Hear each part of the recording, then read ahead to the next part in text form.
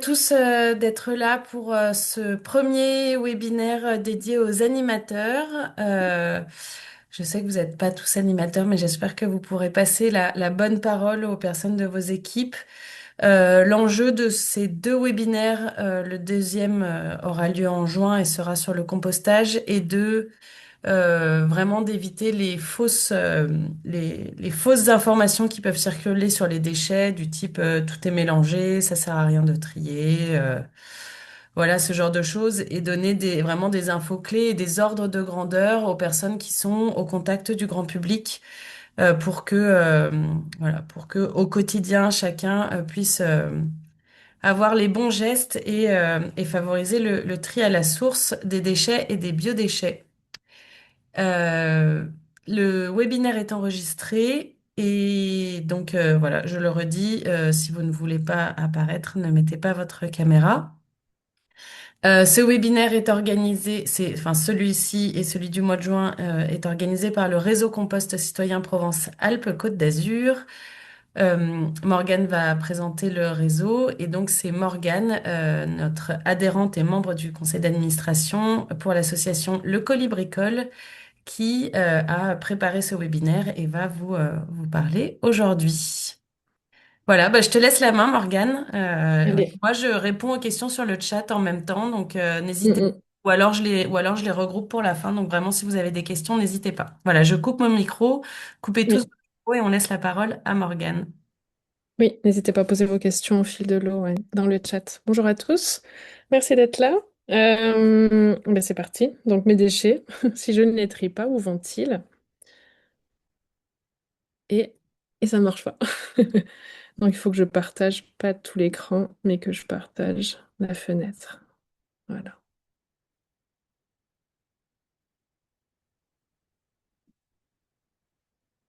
Alors, après une petite présentation rapide du réseau, on ira droit au but. Où va ma poubelle noire? Où va ce sac noir?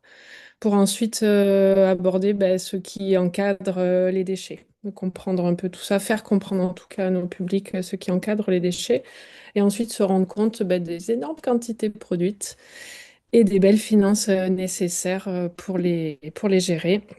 Et puis de se poser la question, alors ça fait quoi si je les trie pas? Quels sont les impacts? Et de proposer bien sûr à nos publics d'utiliser les solutions qui sont mises en place sur les territoires parce qu'il y en a. Et pour terminer avec quelques outils d'animation à destination des animateurs. Et on terminera par un temps de questions-réponses. Donc, j'espère caler tout ça en trois quarts d'heure, un peu de présentation descendante pour laisser un quart d'heure aux échanges. Voilà. Donc, le RCC, ou Réseau Compost Citoyen, c'est le réseau de la proximité, de la prévention et gestion de proximité des biodéchets. Le réseau est né à une échelle nationale il y a 15 ans, rassemble aujourd'hui un peu plus de 2000 membres et s'organise en réseaux régionaux. Donc quasiment toutes les régions sont couvertes par un réseau régional et nous sommes tous en lien entre nous et avec le national pour voilà, réduire le gaspillage alimentaire, valoriser les ressources du jardin sur place et composter ces biodéchets dans la proximité. Donc biodéchets, ce sont les déchets du jardin, les déchets verts, et les déchets de cuisine et de table, donc les déchets alimentaires. Les missions du national varient entre le plaidoyer, développer des partenariats, animer le dispositif de formation charté, référent de site, guide composteur et maître composteur, d'animer bien sûr tous les groupes de travail entre les régions, de proposer chaque année un séminaire annuel qui s'appelle désormais l'Université d'automne, qui a lieu au mois de novembre, et d'organiser et de coordonner et de communiquer sur les quinzaines grand public, tous au compost et fêtes du sol vivant. Il y a des outils à disposition pour tous, les annuaires, des sites des annuaires des acteurs, des annuaires des organismes de formation, pardon, et la cartographie Géocompost qui recense, en tout cas qui essaye de recenser petit à petit tous les sites de compostage de proximité.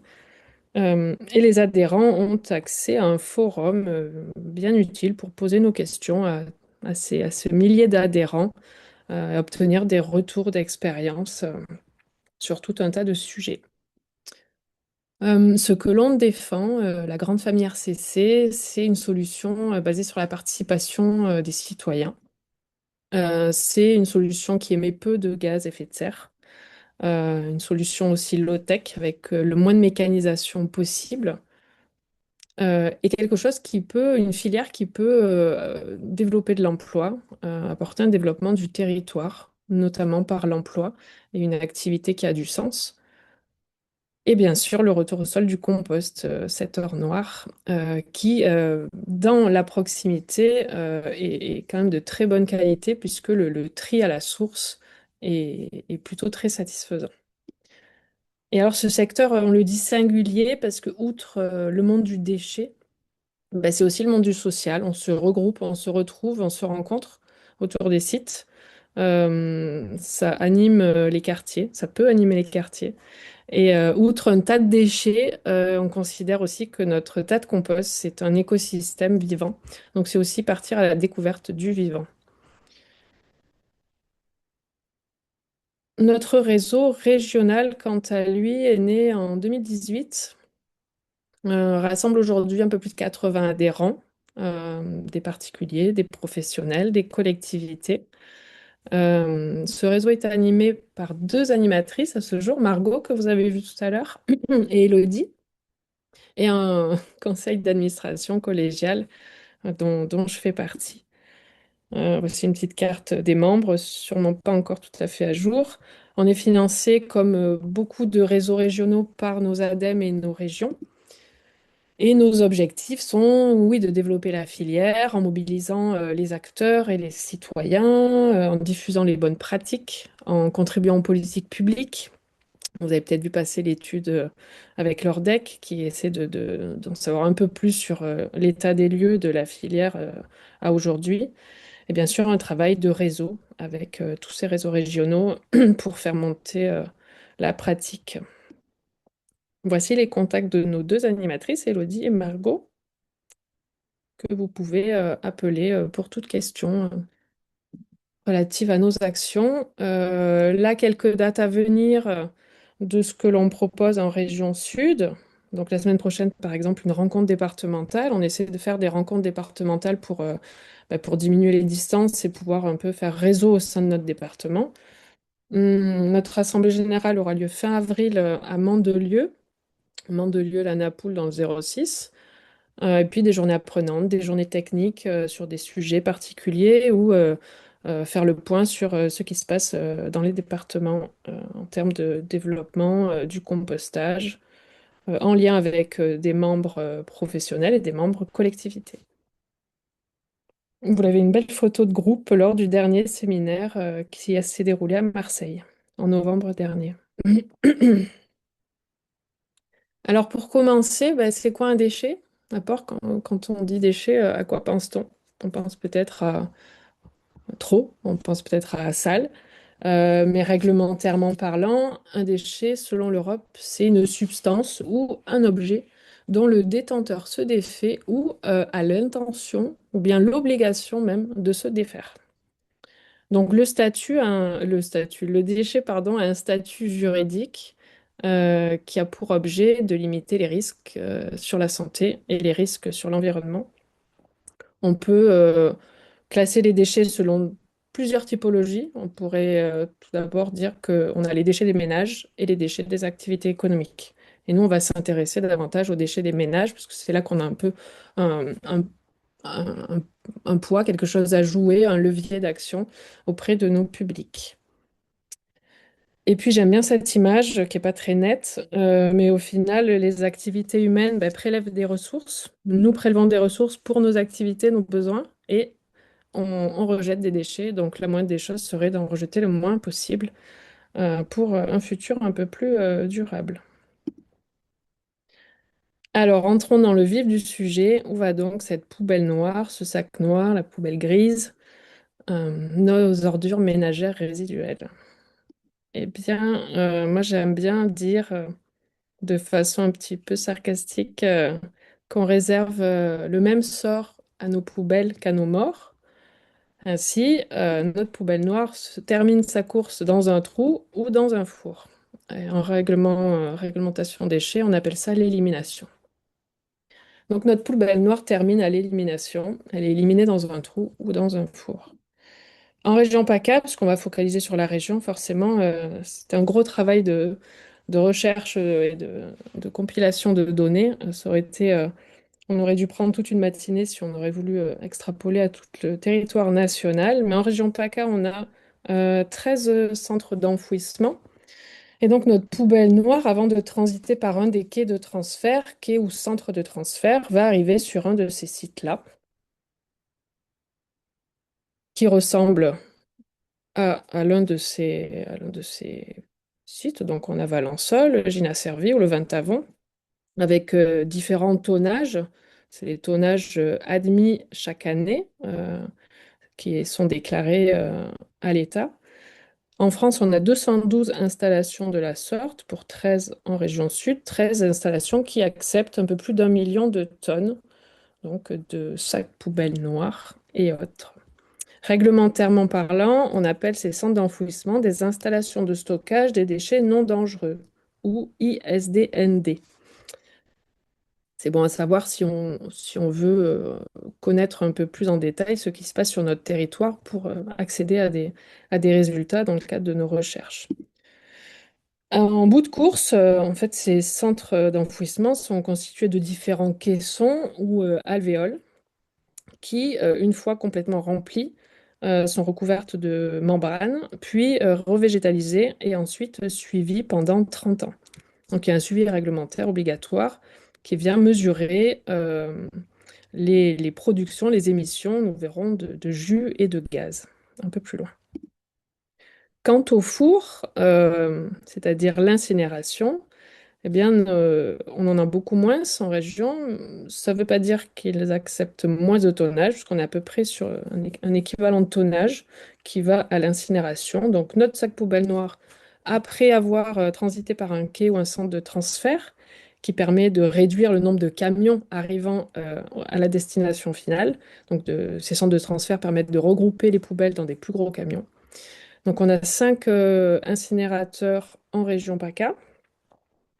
Vous voyez les petits points noirs. Il y a 3 petits points noirs qui sont des lieux de maturation des mâches-fer. On y revient.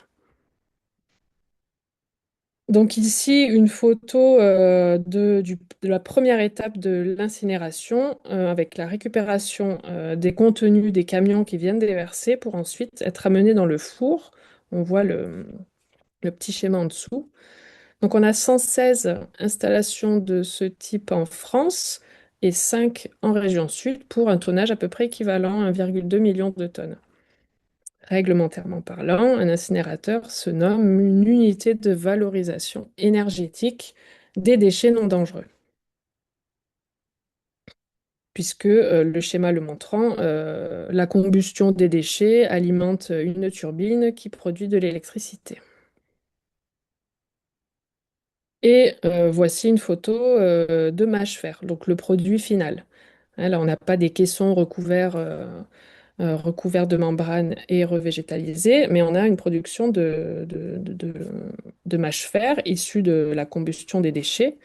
Et nous verrons un peu plus tard à quoi ils servent et quelle est la problématique de ces mâches-fer. Ce qui est important à savoir, c'est que pour notre région, comme pour les autres, on a la région à délimiter, à séparer notre territoire en 4 bassins de vie.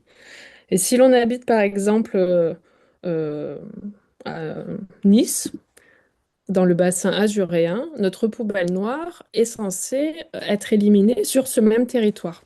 Notre poubelle noire n'a pas le droit de franchir les barrières, n'a pas le droit de franchir les frontières et d'aller terminer sa course dans un autre bassin. Quand il s'agit de valorisation, ces frontières ne valent plus, ne sont plus euh, à l'ordre du jour. La valorisation permet de franchir les frontières. Alors, qu'est-ce qui, à ce jour, encadre nos déchets? Eh bien, tout d'abord, alors qui fait quoi? Tout d'abord, c'est l'Europe, en haut de cette pyramide, qui en 2008 a élaboré sa directive cadre déchets, Tous les éléments de cette directive cadre sont inclus en France, dans la réglementation française, dans le Code de l'environnement, mais aussi dans le Plan national de gestion des déchets et dans le Programme national de prévention des déchets. Chaque région a dû, il y a une bonne dizaine d'années, imaginer pour son territoire régional un ensemble de mesures, d'ambitions, de projets de diminution de tonnage, de projets d'augmentation des valorisations, qu'elle a inclus dans un document qui s'appelle le Programme régional de prévention et gestion des déchets. Beaucoup de sigles, je vous l'accorde. Aujourd'hui, ce PRPGD est inclus dans un plus grand document régional qui s'appelle le SRADET. Donc, si vous cherchez à avoir des informations sur les ambitions régionales, il faut aller chercher le document qui s'appelle SRADET. Oh, pardon, je suis allée trop vite. Euh, Ensuite, à l'échelle très locale, donc en ce qui concerne chacun d'entre nous, il faut s'en référer à notre collectivité qui a la compétence déchets, c'est-à-dire qui doit s'occuper des déchets des ménages. La collectivité est soit une communauté de communes, soit une communauté d'agglomération, soit une métropole. Ça, c'est fonction du nombre d'habitants. Chaque collectivité qui a la compétence déchets doit élaborer chaque année un document qui s'appelle le rapport sur le prix et la qualité du service. C'est dans ce rapport-là qu'on peut trouver des informations plus détaillées sur ce qui se passe sur notre petit territoire de notre collectivité. Et si votre collectivité comprend plus de 50 000 habitants, celle-ci a aussi l'obligation de mettre en place un plan local de prévention des déchets, utile pour aussi savoir qu'est-ce qui est mis en place en termes de prévention des déchets. Alors, globalement, en France, quelques principes généraux de gestion des déchets qui visent à avoir le moins d'impact, le moins de risques pour la santé humaine, la santé publique et l'environnement. Ces principes généraux sont qu'il y a un producteur du déchet. Il y a toujours quelqu'un de responsable. Et ce quelqu'un-là doit faire en sorte d'assurer une bonne gestion du déchet, euh, que ce déchet soit valorisé ou éliminé. Ce déchet est traité ou éliminé dans une installation appropriée, une installation qui est déclarée selon un régime particulier qui dépend du type et de la quantité de déchets. Ensuite, le transport de tout déchet est aussi réglementé. À partir de, par exemple, pour les déchets dits non dangereux, à partir de 500 kg, le transporteur doit avoir une autorisation de la préfecture. Ensuite, il existe, certes peut-être pas assez, un contrôle de la gestion des déchets, notamment par les agents de la DREAL, des inspecteurs, des agents de police, mais aussi les maires ont ce pouvoir de police au niveau du déchet sur la commune, par exemple.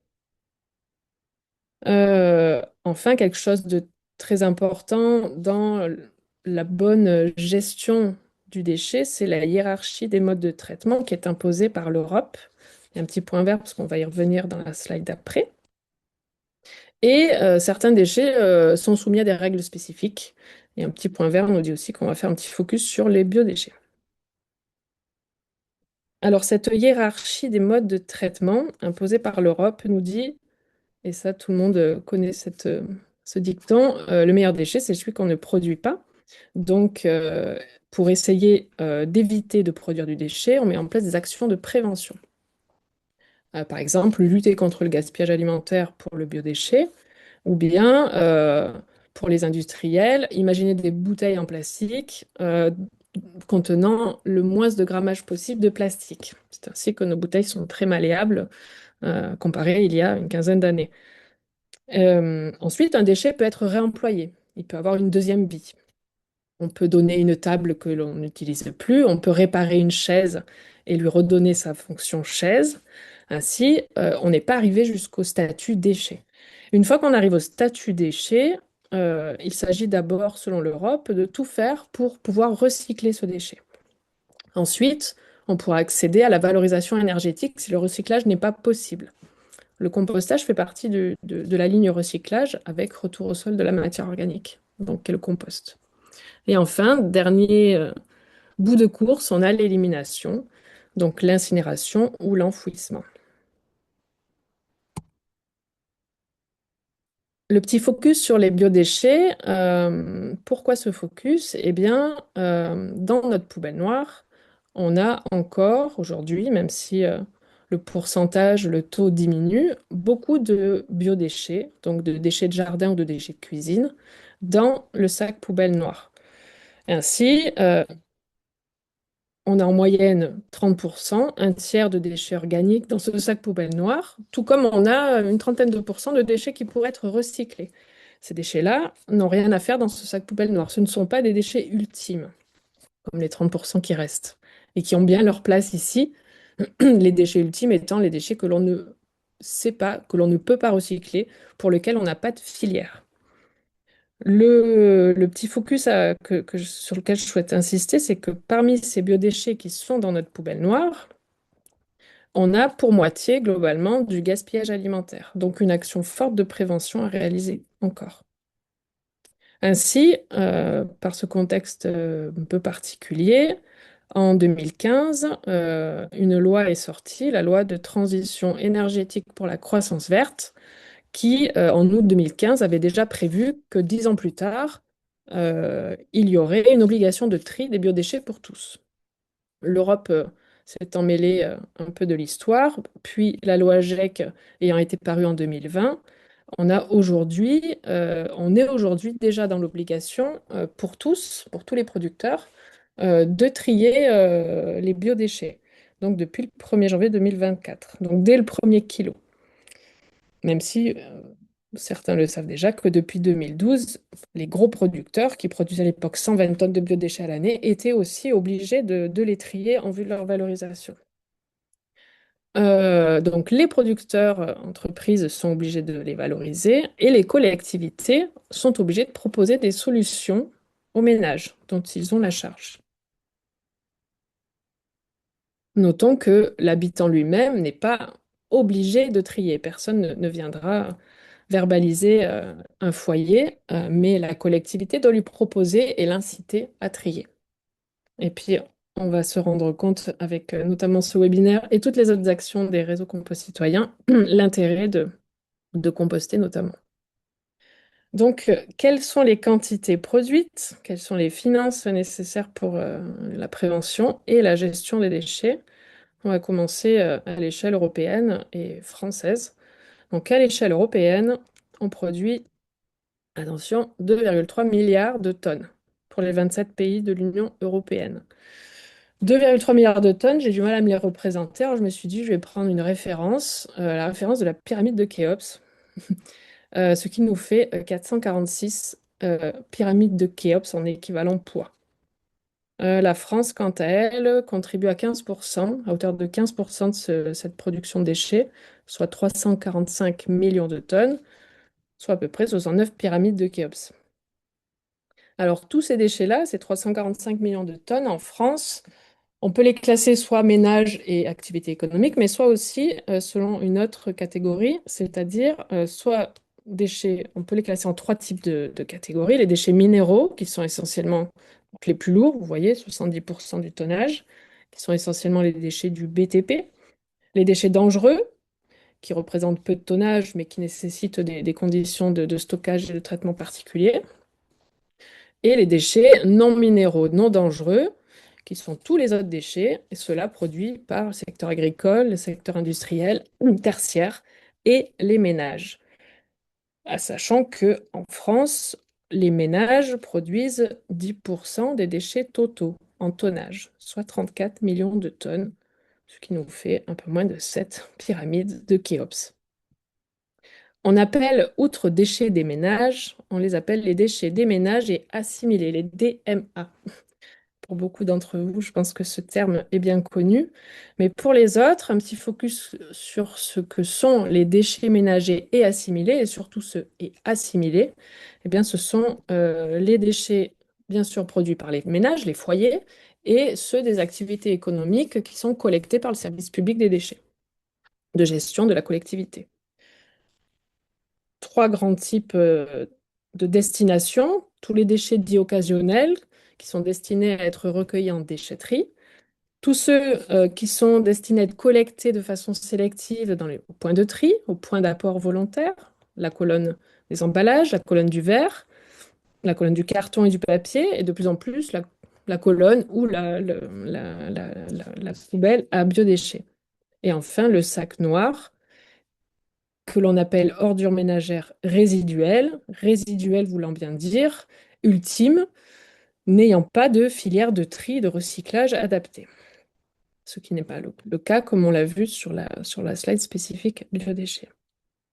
La particularité de la région PACA, c'est qu'on a encore beaucoup de assimilés dans ces déchets ménagers assimilés, c'est-à-dire beaucoup de déchets des activités économiques, beaucoup de déchets des entreprises. Ils représentent 40%. Et à l'échelle donc régionale, on produit 3,5 millions de tonnes de déchets ménagers et assimilés. Donc un tonnage par habitant et par an un peu supérieur à celui du tonnage moyen français.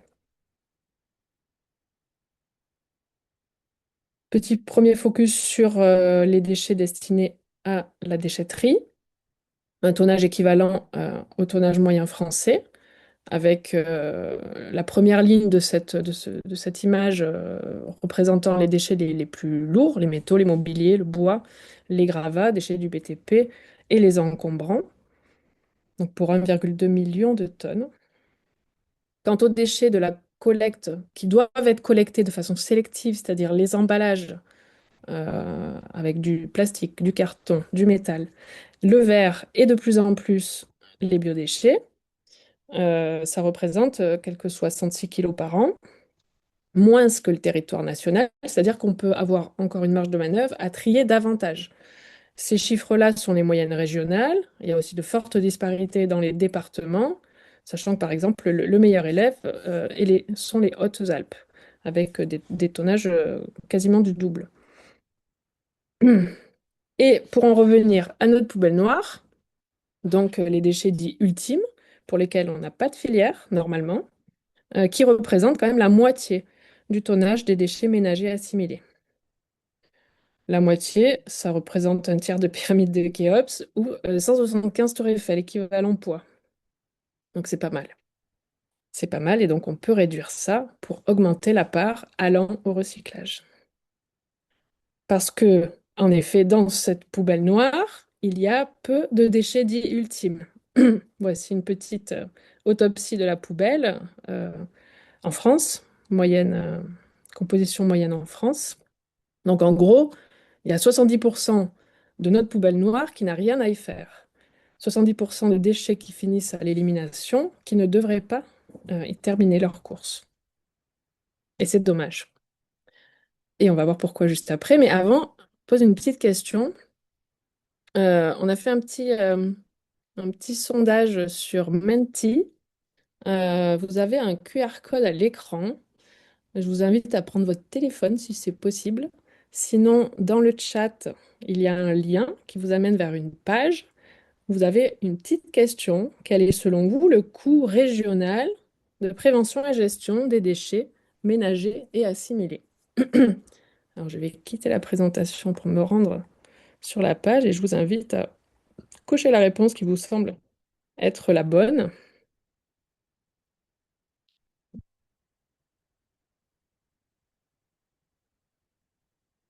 Et normalement, vous voyez mon écran, je pense. A disparu, Non, on voit plus l'écran. le QR code a disparu. Ok, Il faut que tu partages la fenêtre Menti, je pense. ouais. Je vous laisse répondre. Je reviens dans les paramètres. Hop, partager. Combien sommes-nous? Est-ce que tout le monde arrive à répondre? On va aller en direct vos Le réponses. QR code a disparu de l'écran. Moi, je l'ai plus. Le QR code? J'ai mis le lien dans le chat, Marie-Pascale, si tu veux. Ah, ok. Oh là Ça là, marche aussi. c'est moderne. Et là, est-ce que vous voyez le QR code? Oui. Ouais. Ah, voilà. Alors. 500 millions, 900 millions, 1 milliard 200 000, qui dit mieux? Est-ce que tout le monde a voté? Majoritairement, vous sous-estimez le coût de prévention et gestion de nos déchets en région. Donc, qui va bien conclure, 1 milliard. 1,2 milliard, oui, 1,2 milliard est le coût régional de prévention et gestion de nos déchets. Alors, je reviens. Vous voyez, je suis revenue à la présentation. C'est OK pour vous? Mhm. Oui, Oui, tu peux te mettre en diaporama peut-être? en diaporama. Enfin, D'accord. ou en plein écran. Là, on voit tes slides. Ouais, je l'étais. Hum, alors, je vais partager ça. Hop.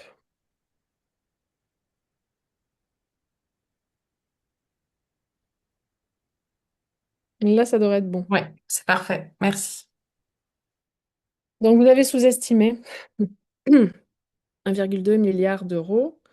Bah, c'est beaucoup. Ça représente une moyenne de 223 euros par habitant chaque année qui partent dans la prévention et gestion de nos déchets.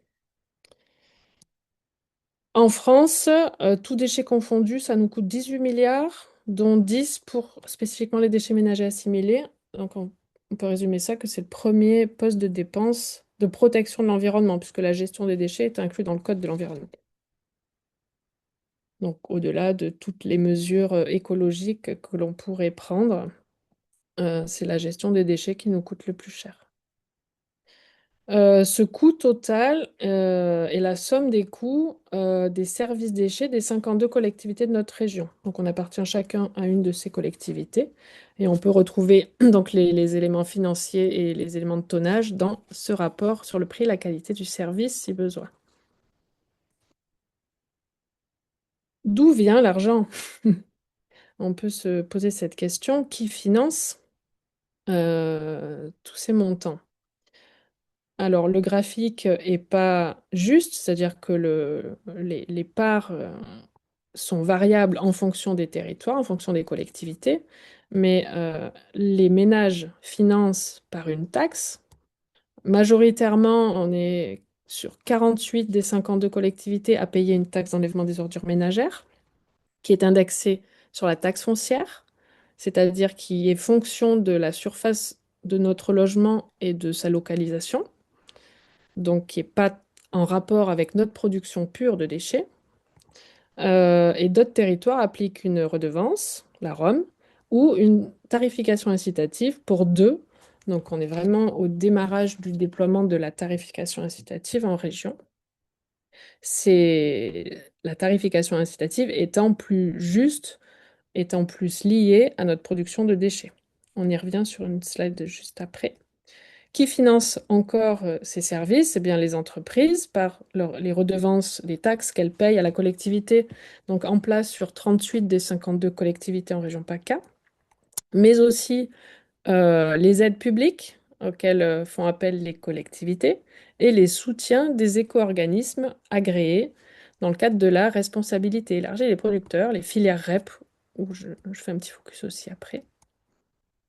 Et enfin, la vente des recyclables, c'est-à-dire tous les éléments, les emballages, les bouteilles, les bocaux en verre qui sont triés dans le cadre de la collecte sélective, qui passent par un centre de tri, on va voir quelques images, sont ensuite triés par matériaux, euh, achetés par des recycleurs qui vont retransformer les matières pour refabriquer des objets de notre quotidien.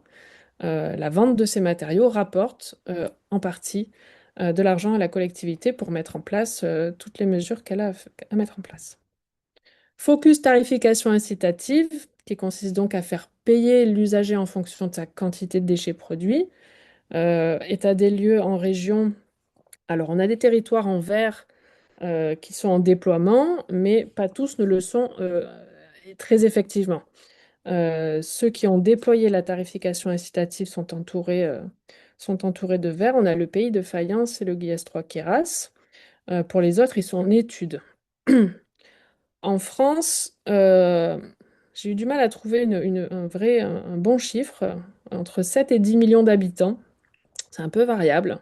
C'est peut-être pas très actuel, c'était quand même il y a 4 à 5 ans. Donc, sont soumis à une tarification incitative. Il y a des départements qui sont plus en avance que nous et depuis bien plus longtemps. J'ai mentionné l'exemple de l'incinérateur de Besançon, puisque Besançon, qui l'a mis en place il y a plusieurs années, a depuis pu fermer un four de son incinérateur. Donc il y a un vrai impact sur le tonnage et la quantité de sacs noirs. Cela dit, il est bon que tout un territoire déploie en même temps pour éviter les premiers temps des dépôts sauvages sur le territoire voisin où il n'y a pas de tarification incitative. Et petit focus sur les filières REP, responsabilité élargie du producteur, qui applique le principe pollueur-payeur. Le principe, c'est que chaque entreprise qui met sur le marché un produit doit assurer son recyclage ou sa fin de vie.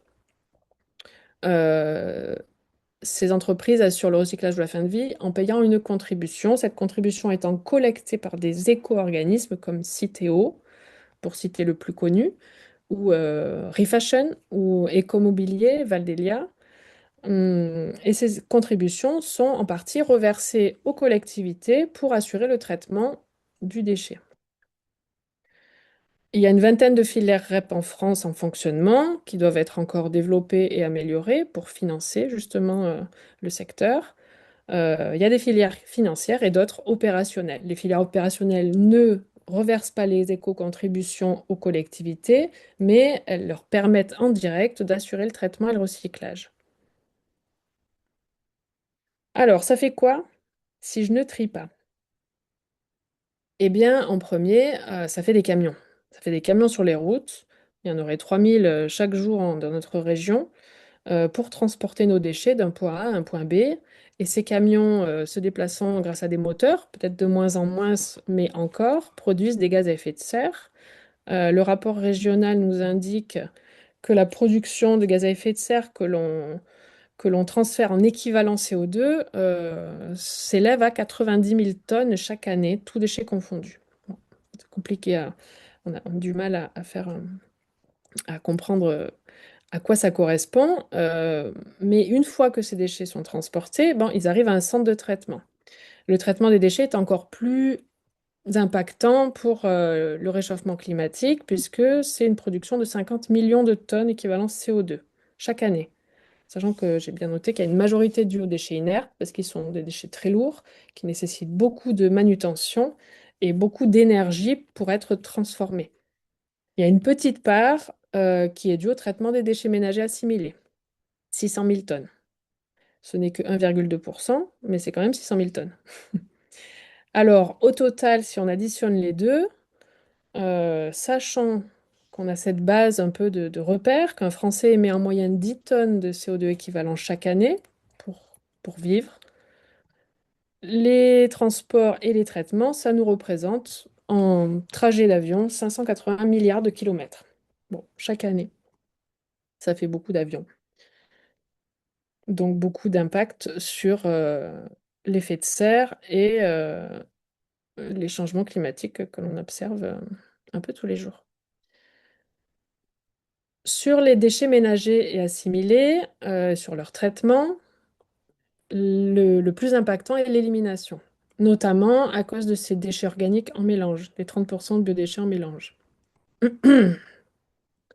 Quand notre sac poubelle arrive avec du déchet organique et autres, à l'incinérateur, il y a des gaz qui sont émis. Normalement, il y a des filtres qui empêchent des émissions dans l'atmosphère, mais des rapports annoncent qu'il y a toutefois des éléments qui se retrouvent dans l'atmosphère. Un détournement possible de matière alimentant la combustion, parce qu'essayer de brûler une pomme, bah, c'est pas très facile, donc si j'ajoute du carton, ça marche mieux. Si notre poubelle se retrouve à l'enfouissement, dans ce cas-là, il y a deux éléments à traiter. On a des jus qu'on appelle lixivia, qui sont considérés comme des déchets dangereux et qui vont devoir aussi prendre un camion et transiter jusqu'à un centre de stockage de déchets dangereux, éloigné, puisqu'il y en a très peu en région. Et vers le haut, on a une production de méthane. Et ce méthane est lui aussi normalement capté Mais certains rapports nous disent que 16% du méthane produit, qui se trouve dans notre atmosphère provient des centres de traitement des déchets. Et voilà le focus sur les mâches-fer issus de l'incinération. Ces mâches-fer, en fait, sont utilisés pour les techniques routières. Donc, on fait des routes avec ces mâches-fer dans une couche en dessous du bitume. Si dans notre poubelle, on a des déchets dangereux comme les piles et les batteries, si dans nos poubelles, on a des objets en plastique contenant tout un tas de produits polluants, eh bien, ces produits-là se retrouvent sous nos routes. J'ai mis un lien d'un rapport de Zero Waste Europe que je n'ai pas pu tout lire, mais qui énonce pas mal les impacts de l'utilisation de ces mâches fer. Et alors, si je ne trie pas, eh bien, je gaspille des ressources. Si je ne trie pas ma canette en aluminium, c'est bien dommage parce que l'extraction de l'aluminium et la transformation de l'aluminium à partir de la bauxite est très très énergivore. Si je ne trie pas, ben, j'ai des tonnages énormes qui se retrouvent dans les filières d'élimination et entraînent des pollutions et des dégradations de l'environnement et des risques sanitaires, ne serait-ce que le transport de toutes ces poubelles. Et enfin, si je ne trie pas, ben, ça coûte cher. Ça coûte cher pour mon porte-monnaie, puisque par exemple, les éco-contributions des entreprises ne sont pas collectées et reversées aux collectivités, et ce sont les ménages qui payent à la place. Et puis, pardon, depuis peu, on a une taxe, la taxe générale sur les activités polluantes, la TGAP, qui est mise en place sur les filières d'élimination. Elle est très forte, elle est très impactante sur l'enfouissement. Depuis 2019, elle augmente fortement. Elle a pris plus 400%. Enfin, elle aura pris 400% entre 2019 et 2030. À ce jour, la TGAP coûte 65 euros la tonne, en plus du coût de traitement de chaque tonnage arrivé à l'enfouissement. Et si je trie, mais que je trie mal, c'est-à-dire que je mets dans mon tri des choses qui ne devraient pas y être, eh bien, ils vont au centre de tri, ils vont être détournés et repartir à l'élimination. Donc, ça va être une nouvelle filière de transport et il y a quand même une bonne part de déchets non recyclables, d'erreurs de tri dans les bacs de collecte sélective. Donc, c'est aussi un impact. Autant mettre directement ce qui ne se trie pas dans la poubelle noire où là, la filière d'élimination sera plus directe que si elle devait transiter par un centre de tri avant d'y retourner. Quelques solutions qu'il nous faut utiliser, réduire nos déchets bien sûr, voir s'il y a un PLPDMA sur notre territoire, des défis familles mis en place, des actions par les parcs aussi, les parcs naturels régionaux. Toujours faire attention à ne pas gaspiller. Utiliser les produits en vrac, ça évite les emballages, tellement il y en a. Et si vous aimez bien cette gourde, le RCC PACA a mis en place une campagne de crowdfunding avec, euh, avec, avec des très jolis visuels créés par Elodie. Bien sûr, on a des points de tri de partout sur nos territoires, utilisons-les, que ce soit des points de tri classiques ou enterrés, plus visuels, faisant appel à des artistes locaux ou des centres sociaux, ou montrant les beaux paysages de notre territoire. Utilisons-les et utilisons aussi, si on ne peut pas composter chez soi, les colonnes de tri biodéchets. Alors, les centres de tri, ils sont répartis de la sorte sur le territoire, bien plus nombreux sur le littoral à cause d'une forte population à ces zones-là.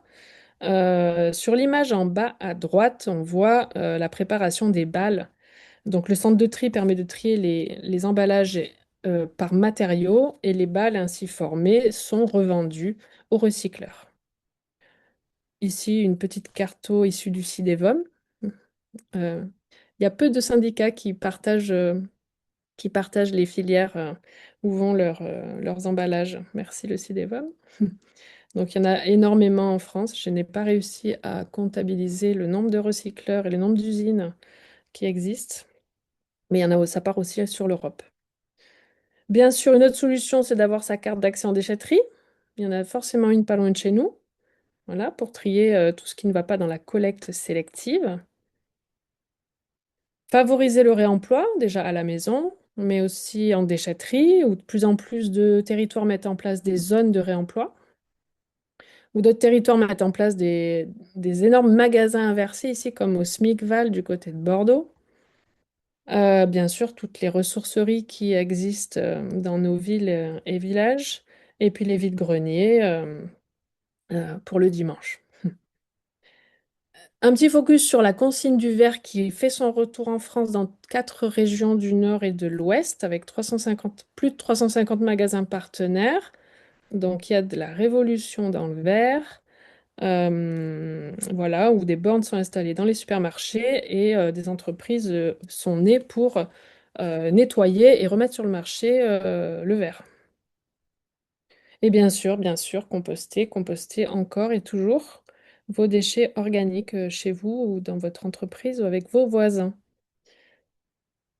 Et on termine, j'espère que je tiens le temps avec quelques outils d'animation, liste non exhaustive. Quelques livres qui m'ont inspiré, qui peuvent vous inspirer. Vous connaissez sûrement Les familles zéro déchet. Vie d'ordure, qui est le catalogue d'exposition d'une expo qui a eu lieu il y a quelques temps sur Marseille, au Mucem, avec pas mal de données et d'historiques. Tous les bouquins qui peuvent exister sur les ateliers do it yourself sont intéressants à voir dans les centres sociaux, les centres de loisirs, les écoles. Si vous préférez le format BD, il y en a quelques-unes qui existent aussi sur le sujet. Et ben, mon petit dada, c'est le sale discours de David Wall, qui est un spectacle et dont le texte du spectacle a été édité en petit livre, où il s'étonne de comment ça se fait que dans notre monde de plus en plus aseptisé, on croule sous les déchets. Donc, une histoire du déchet documentée.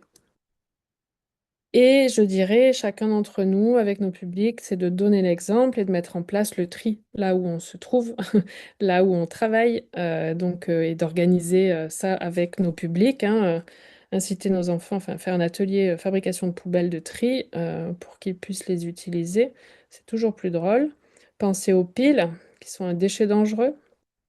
Et si on mange aussi, pensez à réduire les emballages et éviter les yaourts en petits pots et privilégier le vrac. Et continuer de le faire. Margot, tu nous diras pourquoi. Continuer de le faire. Bien sûr, on peut inviter nos publics à aller visiter des installations de tri et de traitement, parce que se rendre sur un centre d'enfouissement, il n'y a rien de tel pour se rendre compte qu'il y a quelque chose qui ne va pas. Vos collectivités peuvent vous orienter, peuvent organiser des visites. Sensibiliser les plus jeunes et les moins jeunes aussi par le jeu. Alors, je recommande ce jeu qui permet d'aborder de façon très générale l'empreinte écologique, avec tout un tas d'activités pouvant se mener en assez grand groupe.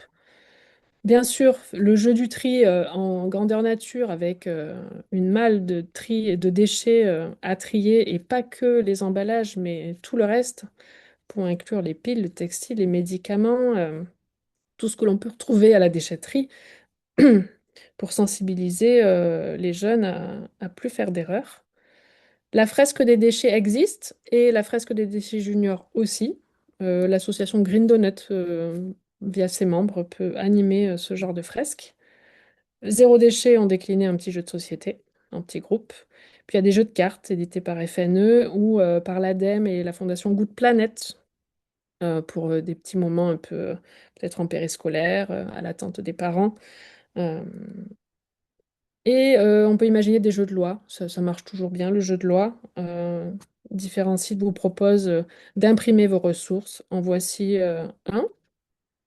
L'image, la vidéo, si on ne peut pas se rendre sur site, on peut trouver sur les sites de nos syndicats de traitement, de nos collectivités, des vidéos qui nous concernent, mais aussi des fiches des jeux, des propositions d'ateliers, de récup, etc. Moi, j'aime bien les petits films de Ma petite planète chérie pour les plus petits, avec ces 4 épisodes qui concernent le déchet. Valeur Plast et sa chaîne YouTube nous montre le recyclage du plastique. Cette vidéo particulièrement faite par une collectivité s'adresse aux enfants, mais on est sur un centre d'enfouissement, donc on a des vraies images. Et puis bien sûr, les C'est pas sorcier pour les fans. Le vieux C'est pas sorcier, le nouveau C'est pas sorcier. Et puis j'ai trouvé cette chaîne YouTube Maître Lucas qui a un épisode assez bien fait qui balaye tout le sujet des déchets. Quelques ressources en ligne, il y en a, en veux-tu, en voilà. Surfrider euh, et, euh, étant une bonne source d'information sur les déchets, notamment que l'on retrouve dans la nature, avec des outils, des vidéos. La plateforme Mtater, que vous devez connaître, la fondation Good Planet aussi.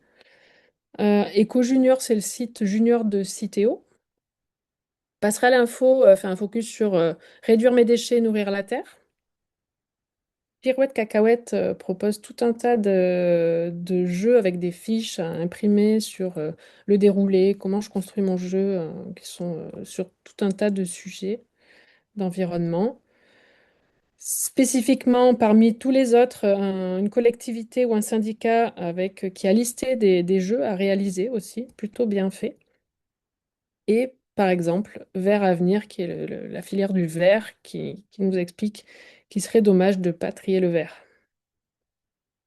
Et enfin bientôt, des ateliers à réaliser avec les jeunes, les enfants, récupérer les matériaux du BTP pour faire des abris insectes, de la vaisselle pour des mangeoires à oiseaux, des emballages pour des porte-monnaies, des banjos, des échasses ou des chamboule-tout, les vieux livres pour faire des hérissons, des hordes de hérissons.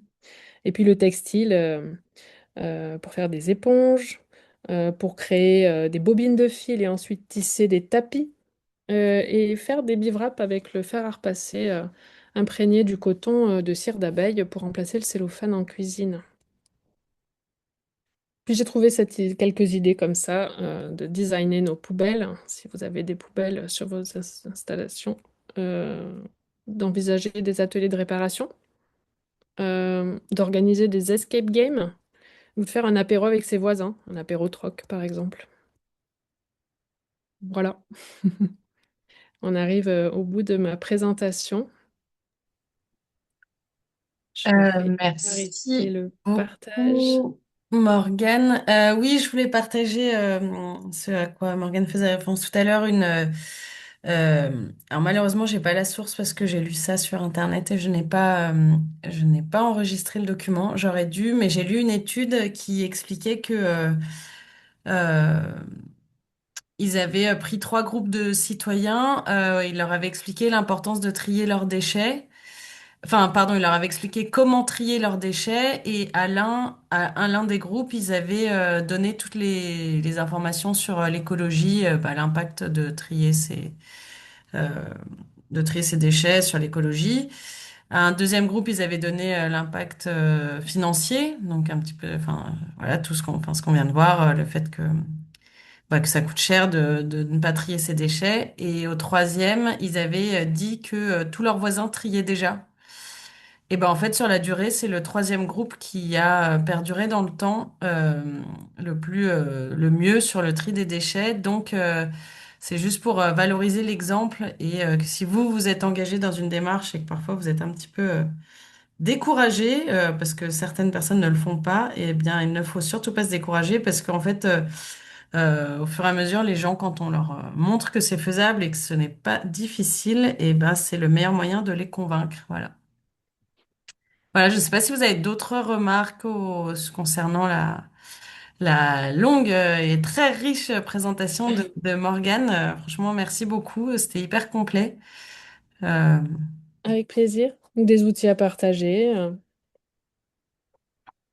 Chacune peut prendre la parole. Paloma a partagé le livre Tarpin Moins qui est spécifique à Marseille. Paloma de Zero Waste, merci. Et Wendy nous partage un livre sympathique qui s'appelle Des immondices aux biodéchets. Et ouais, ça a l'air sympa. Je vais aller jeter un œil. Mhm.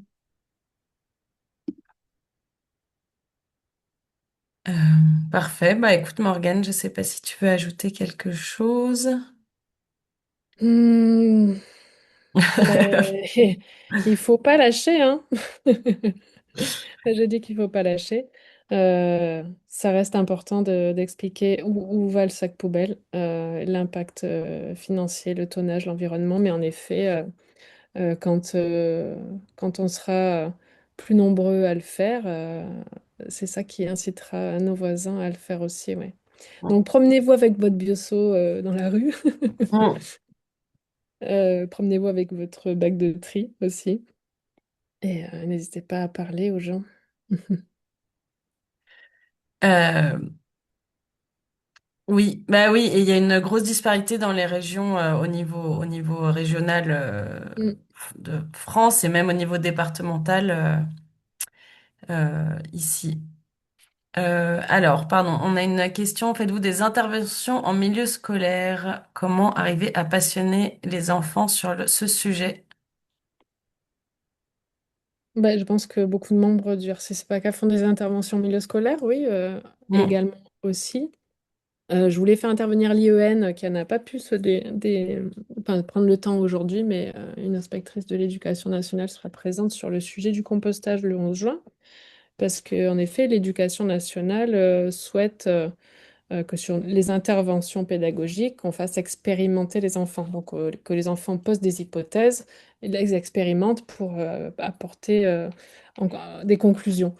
Selon moi, avec les enfants, comment les passionner, ben, c'est aller mettre le nez dedans peut-être et surtout faire. Faire et axer sur les solutions. Donc, faire avec eux les ateliers que j'ai proposés, par exemple, sur les ateliers do it yourself. Et ensuite, leur dire qu'ils peuvent être des messagers pour les grandes personnes qui font de n'importe quoi. Bah, merci à tous.